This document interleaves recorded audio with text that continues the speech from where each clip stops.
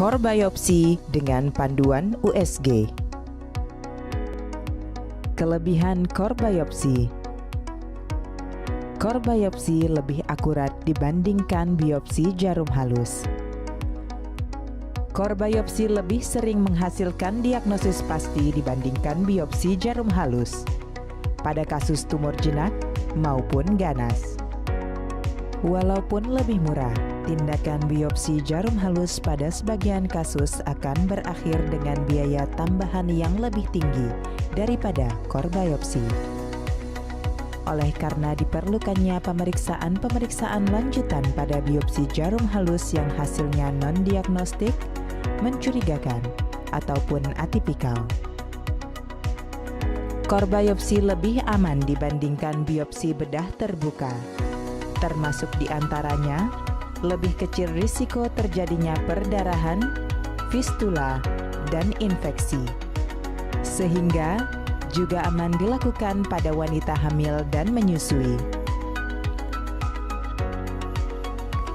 Untuk pasien yang sedang mengonsumsi obat pengencer darah, jika masih memungkinkan, minta pasien berhenti mengonsumsi obat terlebih dahulu dengan lama berhenti sesuai obat yang diminum.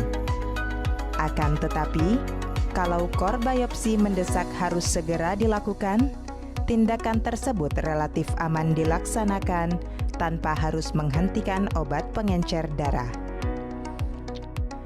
Core biopsi tidak perlu dilakukan di ruang operasi dan tidak perlu anestesi umum.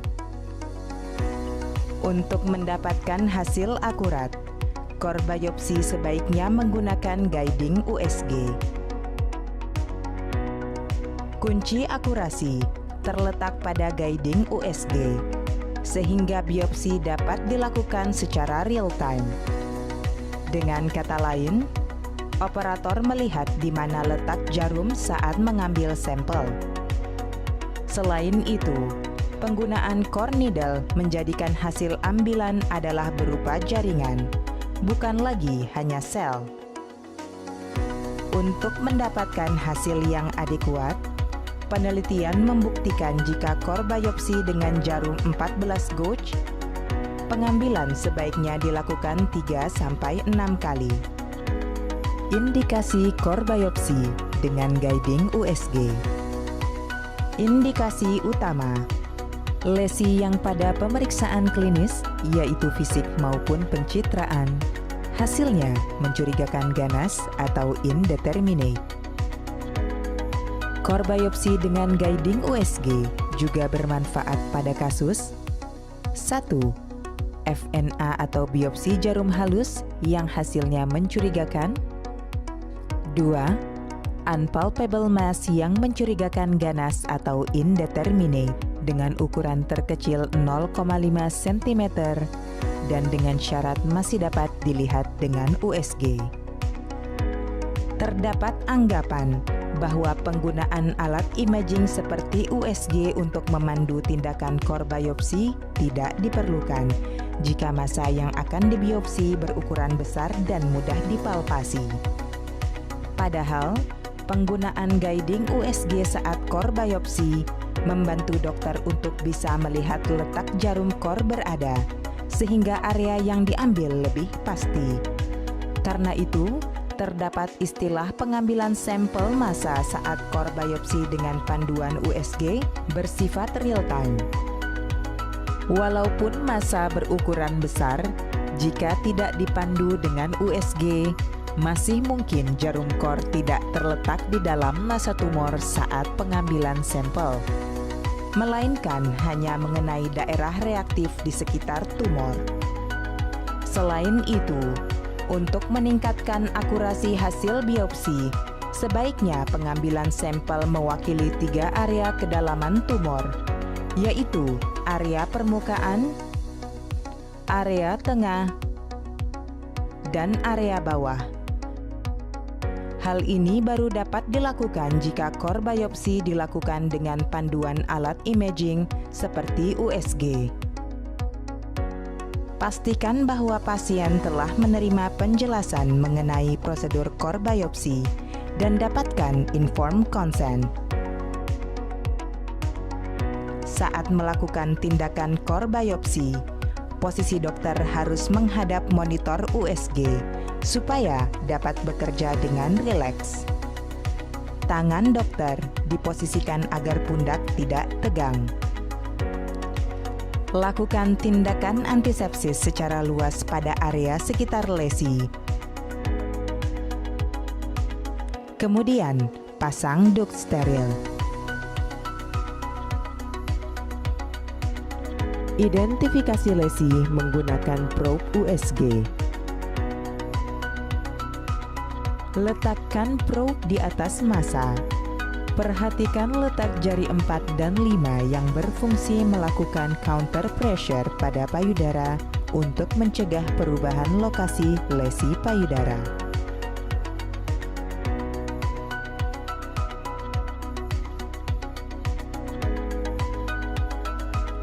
Suntikan obat anestesi lokal, yaitu lidocain 1-2% tanpa epinefrin, ke sepanjang jalur tindakan hingga mencapai tepi luar lesi. Untuk menghindari trauma yang tidak perlu pada kulit, buat sayatan di kulit menggunakan pisau bedah sepanjang 2-3 mm di atas titik masuknya jarum core biopsi. Tempat melakukan insersi jarum core ditentukan oleh kedalaman letak massa. Jika massa terletak superficial, insersi bisa dilakukan dekat dengan massa. Makin dalam letak massa, tempat insersi makin menjauh. Karena jarum core butuh ruang untuk mencapai massa, letak insersi tidak bisa tegak lurus, supaya saat blade dilontarkan, blade tidak mencederai dinding dada. Jadi, saat melontarkan blade, selain memperhitungkan letak jarum agar berada di dalam massa, perhitungkan juga jangan sampai jarum mencederai dinding dada, apalagi paru-paru. Masukkan jarum biopsi melalui sayatan, kemudian arahkan untuk mengikuti jalur yang sama dengan jalur anestesi menuju lesi.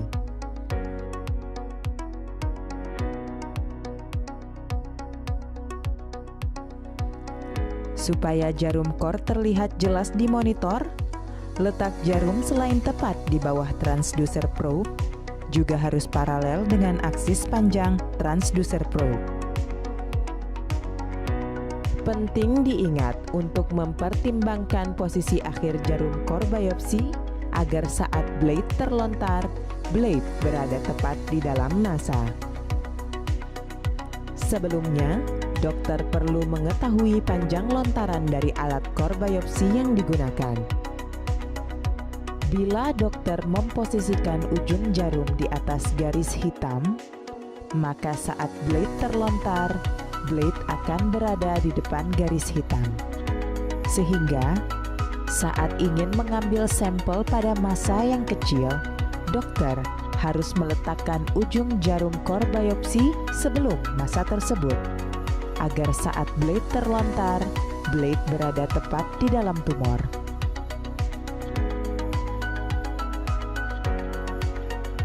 Alat core biopsi terdiri atas tipe otomatis dan semi-otomatis. Pada tipe otomatis, ketika per ditekan, akan terlontar sampel notch diikuti langsung oleh lontaran cutting cannula. Spesimen akan terperangkap di dalam sampel notch dari trokar ketika cutting cannula tersebut terdorong ke depan. Tipe semi-otomatis membutuhkan gerakan awal untuk mengeluarkan sampel notch. Kemudian pada tembakan kedua, barulah cutting cannula terdorong ke depan untuk memotong sampel.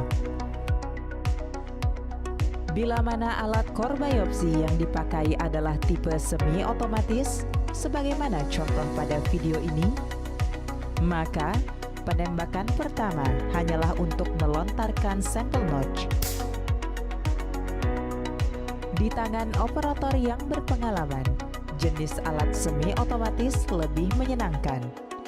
Karena setelah tembakan pertama mengeluarkan sampel notch, posisi sampel notch dapat diubah jika dirasa belum tepat. Pengambilan massa adalah pada saat tembakan kedua yang mengeluarkan cutting cannula.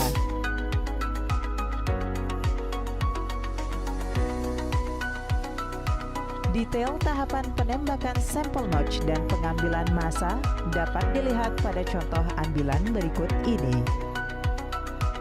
Saat posisi jarum core biopsi sudah dirasa tepat, beritahu pasien bahwa sampel akan diambil. Kemudian, tekan tombol tembak untuk mengeluarkan sampel notch.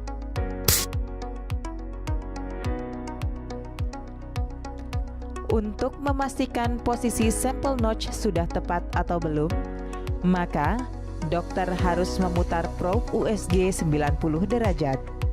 Untuk mengetahui apakah letak sampel notch sudah tepat di dalam massa atau melenceng ke sisi samping massa. Bila posisi sampel notch sudah dirasa tepat, lakukan tembakan kedua untuk melontarkan cutting cannula untuk memotong jaringan. Ambil sampel dari blade core biopsi dengan scalpel atau jarum steril. Kemudian, masukkan ke dalam botol berisi formaldehid dengan buffer.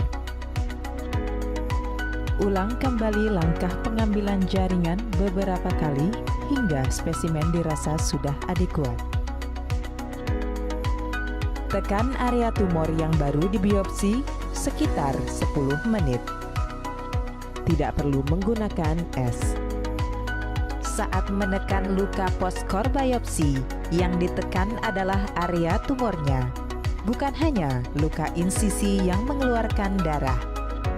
Karena sumber perdarahan sebenarnya adalah di tumor yang baru saja diambil sampel jaringannya. Seringkali operator pemula menjadi panik karena perdarahan post-core biopsi tidak berhenti. Padahal, karena yang ditekan adalah tempat insisi, bukan tumornya. Bersihkan dan keringkan bekas area tusuk jarum core, kemudian tempelkan plester ataupun kasa sebagai pembalut luka, dan lapisi dengan perban berperekat.